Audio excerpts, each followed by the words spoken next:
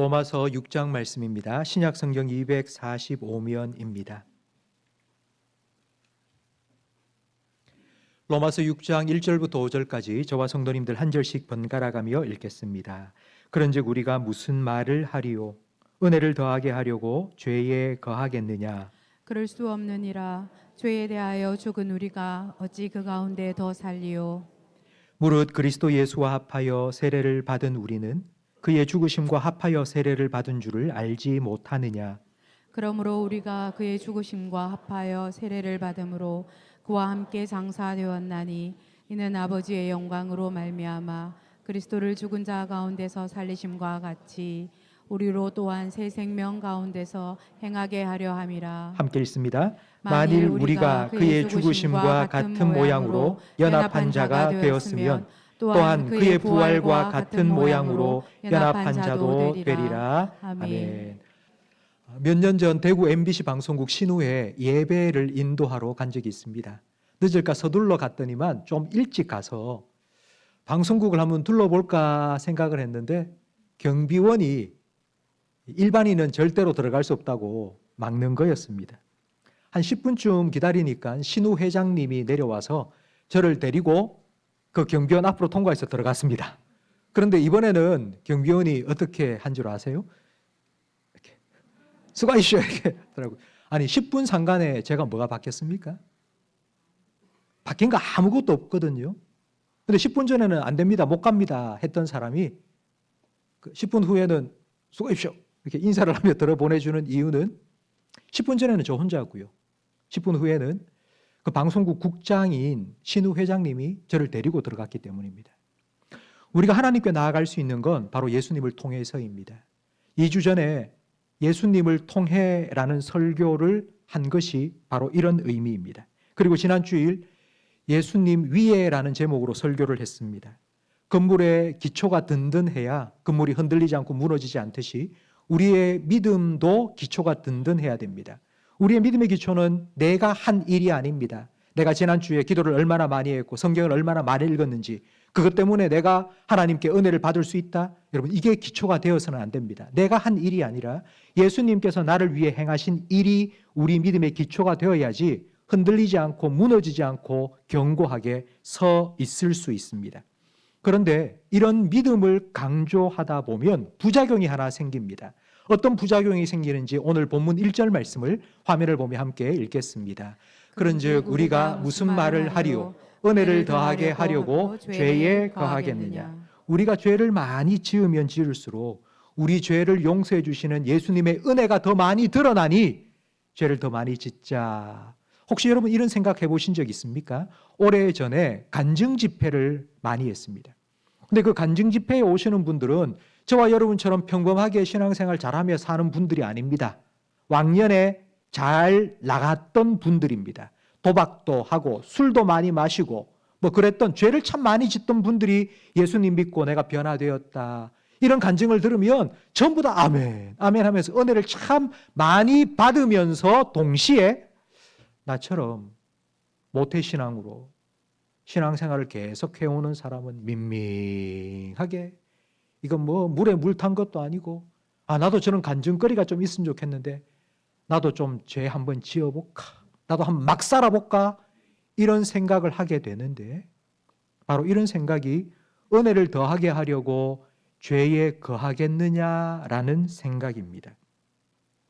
이 생각에 대해서 성경은 무엇이라고 말씀하는지 오늘 2절 말씀을 함께 읽겠습니다. 그럴 수 없느니라. 죄에 대하여 죽은 우리가 어찌 그 가운데 더 살리요. 그럴 수 없느니라 라는 이 말은 명령이 아닙니다. 그러면 안 돼. 그렇게 살지 마. 그렇게 하지 마. 이렇게 명령하는 것이 아닙니다. 확실한 사실에 근거한 서술입니다. 우리가 계속 죄를 지으며 죄 가운데 살 수 없는 이유는 우리가 죄에 대하여 죽었기 때문입니다. 그러면 우리가 죄에 대해서 죽었다는 것이 과연 무슨 의미일까요? 집에 가는데 이제 골목길에 보니까 개 한 마리가 누워 있습니다. 저 개가 멀리서 보니 죽은 것 같기도 하고 살은 것 같기도 하는데 어떻게 죽었는지 살았는지 확인할 수 있을까요? 멀리서 보면 죽은 것 같습니다. 가까이 다가가서 발로 한번 툭 찼습니다. 그런데도 꼼짝을 안 합니다. 꼬리를 발로 밟았는데도 꼼짝을 안 합니다. 그러면 그 개는 죽었습니다. 그런데 발로 툭 건드리니까 갑자기 벌떡 일어나 이를 드러내고 그러면 산 것입니다. 많은 사람들이 우리가 죄에 대해 죽었다는 말씀을 이런 식으로 이해합니다. 시체는 물리적인 자극에 반응할 수가 없습니다. 그런 것처럼 우리가 죄에 대해서 죽었기 때문에 죄에 아무런 반응을 보이면 안 된다. 우리는 죄의 유혹에 대해서 무감각해져야 한다. 돌부처처럼 아무리 옆에서 유혹을 해도 이러고 있어야 된다. 여러분, 이건 기독교가 아니고 다른 종교입니다. 우리가 죄에 대해서 아무런 감각도 없고 반응도 하면 안 된다라는 말을 들으면 야, 그렇게 사는 사람 참 은혜롭고 좋다 생각이 될 수 있지만 그러나 실제로는 그렇게 살 수가 없습니다. 우리는 죄와 상관없이 죄에 반응하지 않고 살아갈 수가 없습니다. 이 땅에 사는 동안은 우리는 늘 죄에 흔들리고 죄에 넘어집니다. 지난 한 주간 여러분의 삶을 한번 돌아보십시오. 이 자리에 계신 분 중에 나 지난 주간에 난 죄 한 번도 지은 적이 없어 라고 자신 있게 말할 수 있는 분이 누가 있겠습니까? 지난주 돌아볼 필요도 없고요. 여러분, 오늘 아침을 생각해 보십시오. 교회 가자 했는데 뭐 화장한다고 꾸물꾸물거리고 도대체 뭐 한번 확 내고, 그리고 차를 운전하고 오는데 옆에서 차 운전 좀 똑바로 해요 이렇게 한마디 쏘아붙이고, 이런 내 모습을 보면 내가 죄에 대해서 죽었나 싶은 생각이 들지 않습니까? 그런데 왜 오늘 본문 2절은 우리가 죄에 대해서 죽었다고 말씀하고 있을까요? 성경이 말하는 죽음은 세상이 말하는 죽음과 다른 의미이기 때문입니다. 성경의 죽음이 제일 먼저 나오는 말씀이 창세기 2장과 3장입니다. 하나님께서 아담과 하와에게 선악을 알게 하는 나무의 열매를 먹으면 정녕 죽을 것이라고 말씀하셨고, 아담과 하와는 그 말씀을 어기고 선악과를 따먹었습니다. 선악과를 따먹는 그 순간 우리가 생각하는 죽음이 아담과 하와에게 임했습니까? 호흡이 중단되고 맥박이 끊어지고 심장이 정지되어서 죽었다 하는 그런 죽음이 아담과 하와에게 그 즉시 임한 것이 아닙니다. 아담과 하와는 살아있는 채로 에덴 동산에서 쫓겨났습니다. 에덴 동산에서 쫓겨났다는 건 하나님과의 관계가 끊어졌다는 의미입니다. 이것이 성경이 말하는 죽음입니다. 성경이 말하는 죽음은 관계의 단절입니다. 아담이 죽었다는 말은 아담이 하나님께 대하여 죽었다는 말입니다. 하나님과 아담의 관계가 끊어진 것입니다. 이걸 잘 보여주는 성경 말씀이 탕자 비유인데, 탕자가 멀쩡히 걸어서 집을 나갔다가 다시 두 발로 걸어 들어올 때에 탕자의 아버지는 이렇게 말했습니다. 죽었던 내 아들이 돌아왔다고. 아니, 아들이 죽은 적이 없습니다. 그런데 왜 그 아들이 죽었다고 말하는 걸까요? 아버지와 아들의 관계가 끊어진 것입니다.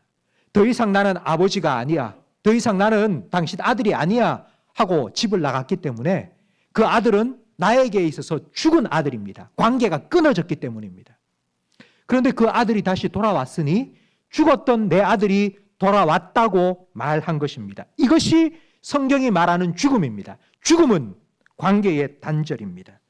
그렇다면 우리가 죄에 대해서 죽었다는 말은 우리와 죄의 관계가 끊어졌다는 뜻입니다. 우리가 죄에 대해서 죽었다, 이 말도 잘 모르겠는데 그 말의 뜻이 우리가 죄와 관계가 끊어졌다, 이것도 잘 이해가 안 되는데요 라고 생각하실 수 있습니다. 그럴 줄 알고 바울은 로마서 7장 1절에서 죄와 우리의 관계가 끊어졌다는 것을 아주 쉬운 예를 들어 설명해 주고 있습니다. 로마서 7장 1절을 함께 읽겠습니다. 형제들아, 내가 법 아는 자들에게 말하노니 너희는 그 법이 사람이 살 동안만 그를 주관하는 줄 알지 못하느냐.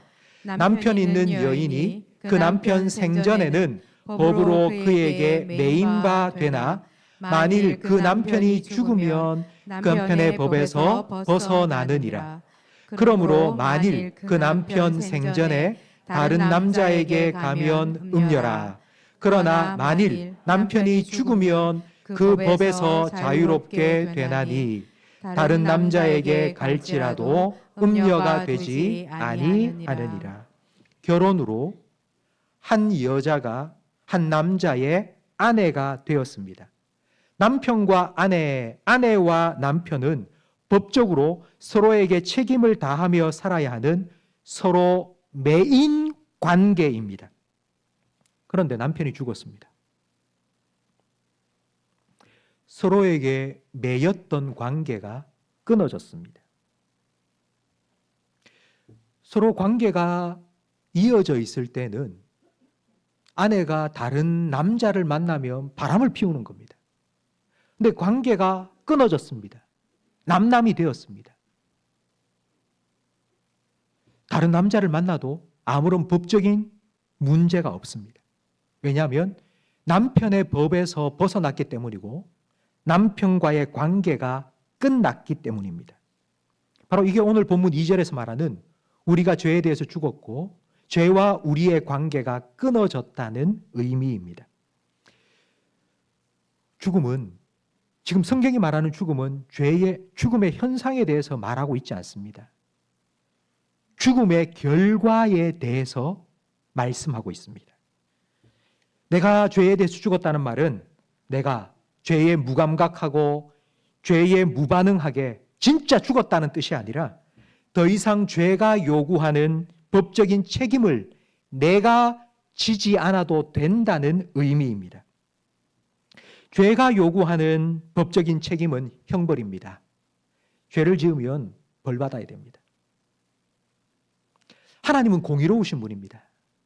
공의로우신 하나님은 우리가 죄를 지으면 그 죄에 대한 대가를 반드시 치르도록 하십니다. 그런데 우리가 죄에 대해서 죽었기 때문에 우리가 죄를 범해도 그 죄에 대한 책임을, 죄에 대한 형벌을 받지 않는다고 말씀하고 있습니다. 아니, 어떻게 이런 일이 일어난 걸까요? 왜 이렇게 된 걸까요? 공의로우신 하나님이 어떻게 우리가 죄를 지었는데도 그 죄에 대한 형벌을 우리에게 주지 않는다고 말씀하실까요? 그 이유가 오늘 본문 3절에 기록되어 있습니다. 우리 함께 3절 말씀을 읽겠습니다. 무릇 그리스도 예수와 합하여 세례를 받은 우리는 그의 죽으심과 합하여 세례를 받은 줄을 알지 못하느냐. 우리가 세례를 받았는데요. 세례는 나와 예수님이 합하여 받는 것입니다. 이 합한다는 말은 하나가 된다는 뜻이고요. 이걸 좀 더 쉽게 말하면 예수님과 나가 어떤 관계로 이어졌다, 맺어졌다는 뜻입니다. 이걸 우리가 흔히 하는 말로 표현하면 내가 예수 믿는다 라는 뜻입니다. 내가 예수 믿는다는 말은 예수님과 내가 합하여 하나가 되었고 예수님과 내가 관계가 생겼다라는 뜻입니다. 그렇기 때문에 2000년 전 예수님께서 골고다 언덕에서 십자가에 못 박혀 죽었을 때 나도 거기에서 죽었다고 믿어야 하고, 그래서 2절 말씀처럼 내가 죄에 대해서 죽었다고 우리는 믿어야 합니다. 1940년대에 미국 시카고에서 영적인 부흥을 이끌었던 에이든 토저라는 목사님이 계십니다. 토저 목사님께서 친구들과 함께 처음으로 예루살렘 성지순례를 떠났습니다. 토저 목사님이 예루살렘에 도착하자마자 제일 먼저 짐도 풀지도 않고 그 짐을 다 가지고 골고다 언덕, 예수님이 십자가에 못 박혀 죽으신 골고다 언덕에 제일 먼저 갔습니다. 친구들은 다 호텔에 가서 여장을 풀고 좀 쉬다가 한 3시간 있다가 늦게 골고다 언덕에 올라온 거예요. 친구들이 먼저 와 있는 에이든 토전 목사님을 보면서 이렇게 말했습니다. 자네 언제 올라온 거야? 그러자 토저 목사님께서 이렇게 대답했습니다. 2000년 전에, 나는 2000년 전에 여기에 와 있었네 라고 대답했습니다. 성도 여러분, 우리가 예수님을 믿는다는 건 우리가 예수님과 합하여서 하나가 되었다는 것을 믿는 것입니다. 이 말은 예수님께서 2000년 전에 죽으실 때 거기에 나도 죽었다는 걸 믿는 거고요. 예수님께서 3일 후에 부활하셨을 때 나도 예수님과 함께 새 생명을 얻게 되었다는 것을 믿는 것입니다. 성도 여러분, 우리가 예수님을 믿는다는 건 예수님이 하신 일이 과거에 일어난 일이라고 믿는 것이 아니고 나에게 일어난 일이라고 믿는 것입니다. 예수님의 죽음이 나의 죽음이고 예수님의 부활이 나의 부활이라고 믿는 것입니다. 왜냐하면 예수님과 내가 합하여서 하나가 되었기 때문입니다. 이것이 바로 예수님을 믿는다는 의미입니다. 성도 여러분, 예수님이 2000년 전에 죽었는데 왜 그게 내가 죽은 게 되는 걸까요? 이것이 성경의 원리이기 때문입니다. 사도 바울은 6장에 이 말씀을 하기 위해서 바로 앞 로마서 5장에서 성경의 중요한 원리에 대해서 5장 한 장을 할애해 설명을 했습니다. 그것이 무엇인지 로마서 5장 12절 말씀을 함께 화면을 보며 읽겠습니다. 그러므로 한 사람으로 말미암아 죄가 세상에 들어오고 죄로 말미암아 사망이 들어왔나니 이와 같이 모든 사람이 죄를 지었으므로 사망이 모든 사람에게 이르렀느니라. 한 사람이 죄를 지어서 그 한 사람 때문에 모든 사람이 죄인이 되고 모든 사람이 죽었답니다. 그 한 사람이 누구죠? 아담입니다. 아담이 죄를 지었는데 왜 모든 사람이 죄인이 되고 모든 사람이 죽어야 합니까? 아니, 너무 불합리하다라고 생각하실 수 있는데 바로 이것이 성경이 말하는 대표성의 원리입니다. 성경의 이 대표성의 원리를 잘 보여주는 한 사건이 사무엘하 24장에 나옵니다. 다윗이 왕이 되고 살만하게 되었습니다. 나라가 부강하게 되었습니다. 하나님의 은혜로. 그러자 다윗의 마음속에는 이런 생각이 든 거예요. 세금을 낼 만한 사람이 몇 명 되는지 인구조사 좀 하자.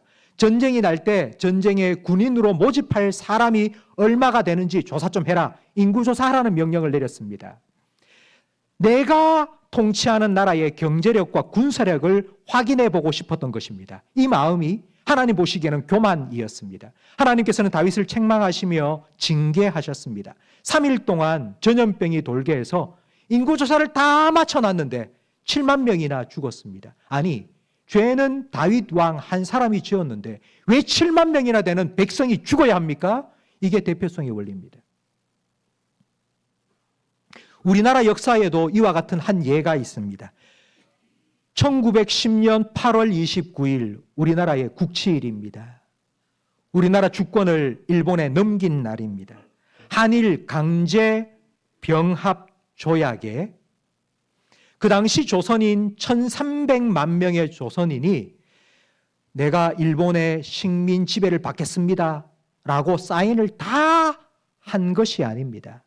딱 한 사람이 그 조약서에 사인을 했습니다. 그 사람의 이름이 이완용이입니다. 한 나라의 대표자로서 이완용이 한일 병합 강제 조약에 사인을 딱 하는 그 순간 1300만 명의 조선 사람들이 다 일본의 식민 지배를 받게 되었습니다. 그리고 1945년 8월 15일 우리가 해방을 맞이할 때까지 35년 동안 우리 힘으로는 도저히 아무리 독립운동을 하고 해도 이 일본 식민 치하에서 벗어날 수 없었습니다. 그런데 우리가 어떻게 해방을 맞이하게 되었을까요? 한 사람 때문입니다. 바로 그 당시 미국 대통령 트루먼 대통령 때문인데요. 트루먼 대통령은 일본 히로시마와 나가사키에 리들보이와 펫보이라는 원자폭탄 2발을 투하하라는 문서에 사인을 딱 했습니다. 투하해도 좋다는 사인을 딱 하는 그 순간 원자폭탄 2발이 딱 떨어지고요. 일본은 무조건 우리는 항복하겠다. 우리 식민지에서 우리는 다 철수하겠다. 그렇게 항복 선언을 했습니다. 아담 한 사람 때문에, 이완용 때문에 우리 모든 백성들이 일제 식민 통치를 받은 것처럼 아담 한 사람 때문에 우리는 죄와 사망의 종살이를 했습니다.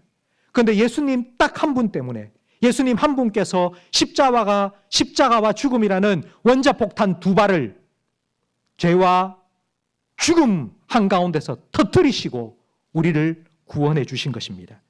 죄의 삭슨 사망이라는 하나님 말씀처럼 예수님께서는 우리 죄를 대신해 십자가에 죽으셨습니다. 예수님의 죽음은 우리를 살리는 죽음이었습니다. 아담 한 사람의 범죄로 모든 사람이 죄인이 되었고 죽음이 임했던 것처럼 이와 똑같은 원리로 예수님 한 분이 죽고 부활함으로 그 죽음과 그 부활이 저와 여러분의 죽음이 되었고요. 그래서 우리는 죄에 대해서 죽었고요. 그리고 우리는 다시 하나님 앞에서 새 생명을 얻으며 살아난 것입니다. 이게 가능한 건 바로 예수님과 내가 합하여 하나가 되어 세례를 받았기 때문입니다. 성경에 합하여라는 말이 제일 먼저 나오는 구절이 창세기 2장 24절 말씀입니다. 창세기 2장 24절에는 하나님께서 아담과 하와를 창조하신 후 이렇게 말씀하셨습니다.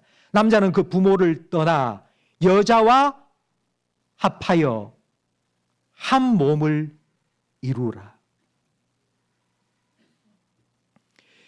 우리가 예수님과 합하여 하나가 되었다는 건 바로 예수님과 결혼을 했다는 의미가 들어 있습니다.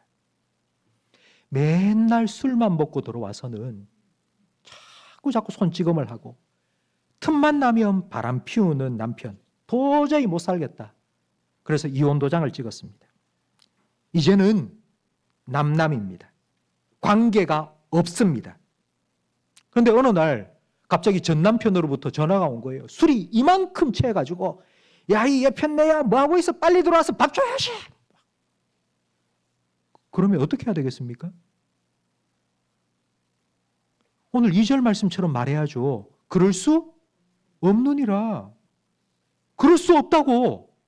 남남인데 니하고 나하고 관계가 뭐 있는데 나한테 이래라 저래라 왜 하는데 그럴 수 없다고 말해야죠.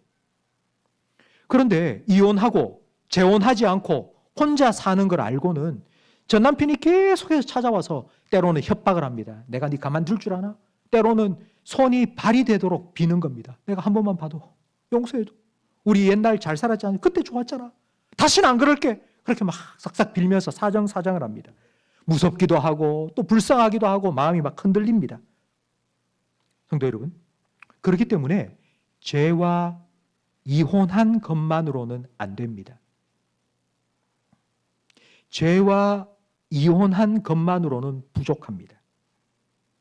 예수님과 결혼해야 됩니다. 예수님과 함께 살아야 합니다. 죄에 대해 죽은 것만으로는 안 됩니다. 그것만으로는 부족합니다. 예수님과 함께 살아야 합니다. 예수님께서는 비유를 통해 우리에게 너무나도 분명하게 이 사실을 말씀해 주셨습니다. 더러운 귀신이 사람으로부터 나갔습니다. 있을 곳을 찾아다니다가 아무리 찾아도 있을 곳이 없어서 다시 그 사람에게로 돌아와 보니 그 사람의 마음이 깨끗하게 소재가 되었고 비어 있는 거예요. 그래서요, 자기 친구 7 귀신을 데리고 들어갔습니다. 다시 들어갔습니다. 텅 비어 있으니까. 그래서 그 사람의 나중 형편이 처음보다 더 악하게 되었더라고 예수님 말씀하셨습니다. 아, 내가 죄를 안 짓겠다. 이제 내가 손 씻고 내가 착하게 살아봐야지. 여러분, 안 됩니다. 안 됩니다. 예수님과 결혼하시고 예수님과 함께 사셔야 됩니다. 예수님이 내 남편이 되어야 하고 예수님이 내 주인이 되어야 합니다. 신앙생활은 내 혼자 열심히 기도하고 성경 많이 읽고 봉사 많이 하고, 여러분, 이게 신앙생활이 아닙니다. 신앙생활은 예수님과 함께 사는 것입니다. 우리가 예수님과 함께 죽었다면 우리는 예수님과 함께 살아야 합니다. 그래서 오늘 본문 4절 말씀에는 바울이 이렇게 말합니다. 우리가 그의 죽으심과 합하여 세례를 받음으로 그와 함께 장사되었나니 이는 아버지의 영광으로 말미암아 그리스도를 죽은 자 가운데서 살리심과 같이 우리로 또한 새 생명 가운데 행하게 하려 함이라. 우리가 죄에 대해서 죽었다는 말은 죄와 관계가 끊어져서 죄에 대한 책임을, 죄의 형벌을 우리가 받지 않아도 된다는 뜻입니다. 그렇기 때문에 1절 말씀처럼 은혜를 더하기 위해서 죄를 마음껏 지어도 된다, 그렇게 생각하면 안 됩니다. 그 이후에 우리는 예수님과 함께 살아야 합니다. 이전처럼 사는 게 아니고 예수님과 함께 살아야 합니다. 예수님이 내 남편이 되고 예수님이 나의 주인이 되어 우리는 살아가야 합니다. 아내와 남편이 결혼을 하면요, 남편의 재산이 내 것이 됩니다. 그리고 남편의 집이 내 집이 됩니다. 우리가 예수님과 함께 산다는 것이 바로 이런 의미입니다. 예수님의 은혜가 나의 삶에, 그리고 예수님의 그 모든 능력이 내 능력이 되어서 내가 아무리 죄를 안 짓고 내가 거룩하게 착하게 살려고 해도 안 되던 게 예수님과 함께 사니까 예수님 좀 지켜주세요. 예수님 내 마음 좀 지켜주세요. 예수님 내 남편이잖아요. 예수님이 내 주인이잖아요. 그러니 예수님 내 삶을 좀 지켜주세요 라고 주님께 내 삶을 맡기며 주님의 도우심을 구하고 은혜를 힘입어 살아가는 것, 바로 이것이 신앙생활입니다. 성도 여러분, 신앙생활은 혼자 하는 것이 결코 아닙니다. 예수님과 함께 하는 것입니다. 여러분이 차를 타고 갈 때에, 버스를 타고 갈 때에, 아니면 주방에서 설거지를 할 때에, 여러분이 직장 생활을 할 때에 여러분은 혼자가 아닙니다. 예수님께서 여러분과 함께 하십니다. 성도 여러분, 그것을 여러분이 믿으며 사는 것이 신앙생활입니다. 이제 예배를 마치면 여러분은 다시 여러분의 삶의 터전으로 돌아가야 됩니다. 일터로, 가정으로 가셔야 됩니다. 이번 한 주간 저는 여러분이 이렇게 신앙생활을 하시기를 바랍니다. 예수님, 나와 함께 하시는 예수님, 내 남편이 되신 예수님, 내 삶의 주인 되신 예수님, 오늘 하루